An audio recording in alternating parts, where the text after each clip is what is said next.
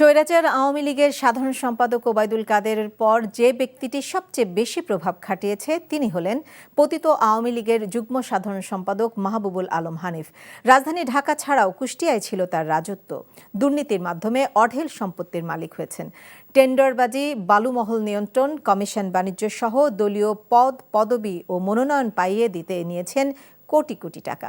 দুর্নীতির সবকিছুই করতেন তারই চাচাতো ভাই কুষ্টিয়া সদর উপজেলা পরিষদের সাবেক চেয়ারম্যান আতাউর রহমান আতার মাধ্যমে। গত 5 আগস্ট ফ্যাসিস্ট হাসিনা দেশ থেকে পালিয়ে গেলে আত্মগোপনে চলে যান হানিফ।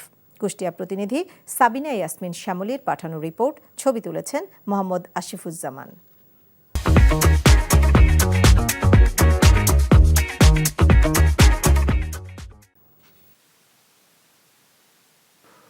কুষ্টিয়ার পিটিআই রোডের হানিফের বাড়িটি ধ্বংসস্তূপে পরিণত হয়েছে।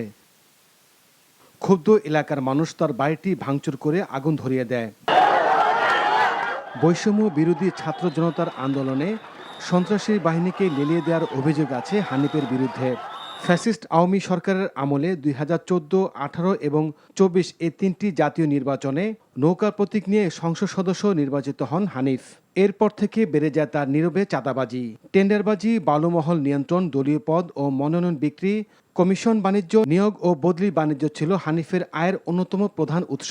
লুটপাট করে এই কুষ্টিয়াকে সমস্ত নাগরিক অধিকার থেকে বঞ্চিত করছে এই আওয়ামী লীগের এমপি এবং এমপির যারা আশেপাশে ছিল। ওনারা সেই প্রকল্পগুলিই নিয়ে এসেছেন, যে সমস্ত প্রকল্পগুলি নিয়ে এসে বাস্তবায়নের নাম করে সেখান থেকে মোটা অঙ্কের টাকা লুটপাট করে নেওয়া সম্ভব। 15 বছরে হাজারো কোটি টাকার মালিক হয়েছেন তিনি। তার বিরুদ্ধে কথা বলার মতো সাহস ছিল না কারো।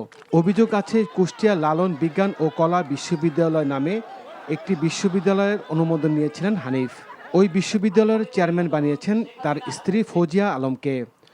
সবকিছুই করতেন তার চাচাতো ভাই কুষ্টিয়া শহর আওয়ামী লীগের সাধারণ সম্পাদক ও সদর উপজেলা পরিষদের সাবেক চেয়ারম্যান আতাউর রহমান আতার মাধ্যমে। বিভিন্ন উন্নয়নের নামে কোটি কোটি টাকা লুটপাট করেছে এবং তার দেশে এবং বিদেশে এই অবৈধ টাকার সম্পদ রয়েছে। নিজের আখের গোছানোর রাজনীতি যখন কেউ শুরু করে তখন রাজনীতি মুখ থুবড়ে পড়ার পরে তার পরিণতি কি হয়, কুষ্টিয়ার হানিফ সাহেব, আতা সাহেবরা তার জ্বলন্ত উদাহরণ।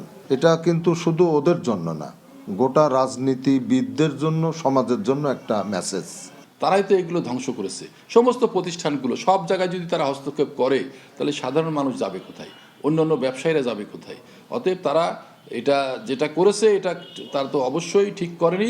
বিরোধী রাজনীতি মতাদর্শের লোকদের হামলা, মামলা, এমনকি গুমের অভিযোগ রয়েছে মাহবুবুল আলম হানিফের বিরুদ্ধে।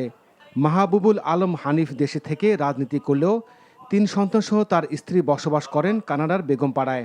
5 আগস্টের পর আত্মগোপনে চলে যায় হানিফ। তাদের দেশে এনে বিচারের দাবি জেলাবাসীর। NTV news desk.